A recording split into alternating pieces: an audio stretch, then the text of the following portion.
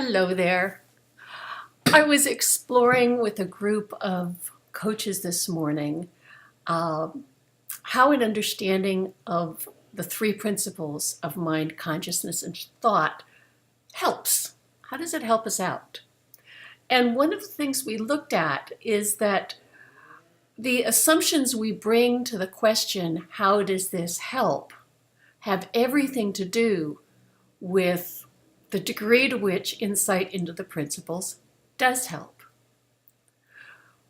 If we define help as I'll have a different experience, so the three principles, how can the three principles help me not feel anxious? Or how can the three principles help me be more confident? How can the three principles help me get over my self-consciousness or build my self-esteem? My answer would be, geez, I don't know that it does. I have no idea. Because implicit in those questions is the misunderstanding that anything we're experiencing can be in and of itself a problem. Now, I'm not denying that what we experience can be unpleasant, uncomfortable, painful, challenging, difficult. I am saying that the fact that an experience is difficult, uncomfortable, painful, difficult does not make it a bad experience or something that we need to get rid of. And as we get a deeper understanding into the illusory nature of experience, how it's produced from the inside out, we naturally, spontaneously, organically begin to hold our experiences more lightly. So here's an example.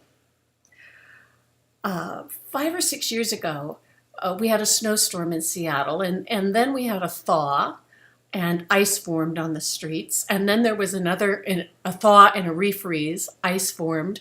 We got more snow, and that cycle repeated 3 or 4 times. So there were layers of ice and snow building up on the streets. Well, one day my husband and I go for a walk, and we live on a fairly steep hill. As we're walking down the hill, I'm gesturing as I'm wont to do. And as I go like this, my feet come out from under me. I slip on the ice under the snow. I go down and I land directly on my left hand. My left hand hit the pavement before my butt hit. I broke my wrist. It was a Sunday.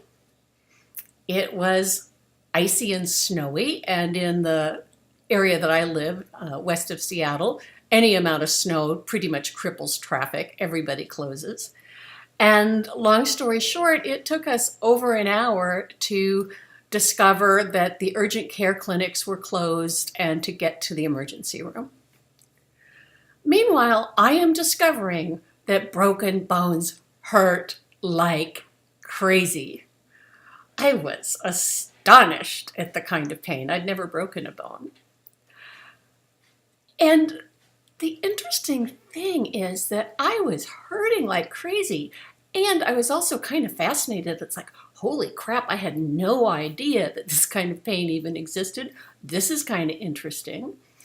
I was enjoying, oddly enough, the snow, the ice, the adventure. Here the charming prince and I are off on a hero's journey to get Molly fixed in the snow.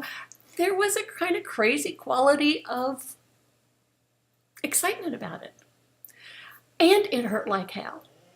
And I'm moaning from time to time and go, ow, ooh! I would moan, I swore, and there was a certain lightness. In other words, for whatever reason, that day I wasn't seeing my experience as a problem. It was just my experience.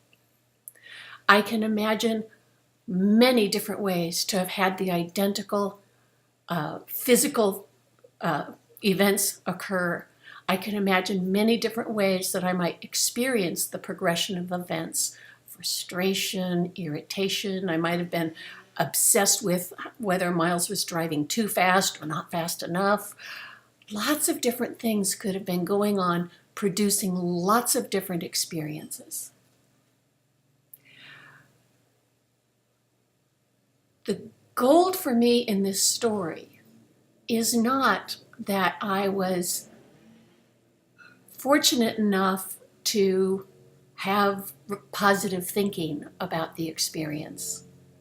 The gold in the story is that any number of thoughts could have arisen about that experience, rendering the experience itself neutral and revealing to me that I'm always, as every other human being is, only experiencing the feeling of my thinking. To me, that means I don't have to take it seriously or personally. Now, let me be the first to say I frequently take my thinking seriously and personally. I'm not over it.